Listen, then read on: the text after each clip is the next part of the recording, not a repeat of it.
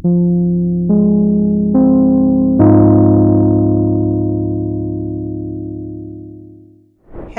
welcome to Recover Out Loud. My guest today is 48 years old.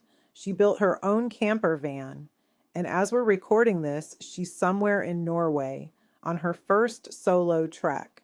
She's also almost 5 years sober after 26 years of drinking. I want you to hold those two facts next to each other for a second because our culture does not put them in the same sentence. We're told the drinking years are the wreckage, and whatever comes after is damage control. Careful, small, grateful to be upright. Lisa P. is out here building vans and trekking Norway alone. She also wrote a book about how she got here. It's called No Drink for Me, and I'll link it below. This is what a second act actually looks like. Here's Lisa. Hi, I'm Lisa P. I'm 48 and I live in Northeast England. I'm almost 5 years sober, following a 26-year battle with alcohol. I work in a drug and alcohol centre and will describe my life as being full, free, and adventurous. This November I'll be 5 years sober. My soberversary now feels much more important than my actual birthday. I make sure I mark this every year and I treat myself with something fancy or I make something happen or do something I've always dreamt of. I count my sober days using a mobile app. I don't always check it these days like I used to, but at the start of my recovery it was really, really important. I get really fired up by travel. I love freedom and adventure. I have recently built my own camper van and that maximizes my weekends off, and I'm currently on my first solo trip in Norway.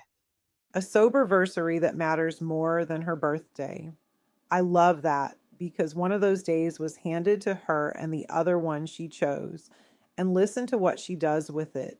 She doesn't just note the date, she marks it. Something fancy or something she's always dreamed of. That's not sentimentality. That's a woman building a tradition that reminds her every single year that she's someone who keeps promises to herself. She also said something quietly important. She counts her days on an app, but she doesn't really check it anymore. At the start, it was everything. Now it's just there. That's what it looks like when the thing you were white knuckling becomes the thing you're standing on. I think the lie I've probably told the most was to myself. I'll stop next week.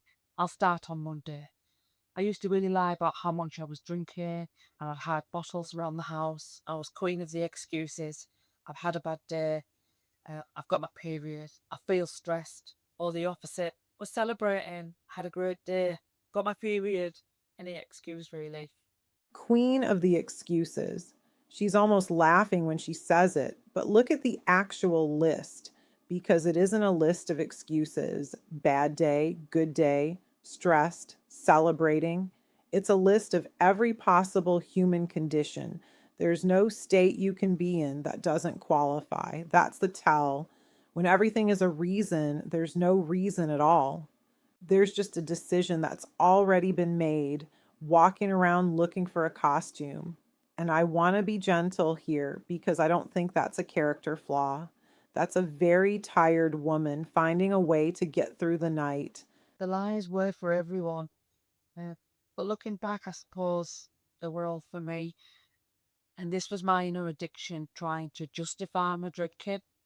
The lies were for everyone, but they were all for me. Here's what I've noticed. We spend enormous energy managing what everybody else believes about us. Who's suspicious? Who's counting? What story we're telling this week? And the entire time, the only person who actually needs convincing is the one in the mirror. Because she already knows. The hiding is exhausting. But the hiding was never really the hard part. The hard part is the one sentence you have to say to yourself before any of it can stop, and nobody on earth can say it for you. My addiction cost me multiple relationships, my career, and actually meeting my true self. It cost me the best years of my life. That's a hard inventory, and I'm not going to rush past it. Relationships, a career, and then that third one, actually meeting my true self. That's the one that stops me because she's not saying she lost time. She's saying she lost access to the woman she was going to be. And then she says it cost her the best years of her life. I understand that. I do. And I want to gently set something down next to it. She's 48. She's building camper vans. She is right now alone in Norway because she wanted to be. If those were the best years, what exactly are we calling these? Grief for what it took is real and it's allowed. But I don't think we've met her best years yet. I would describe my life now in recovery almost like a rebirth, like I've been plucked from the matrix. My outlook is now only positive. I'm really present, and my future is bright and full of opportunities.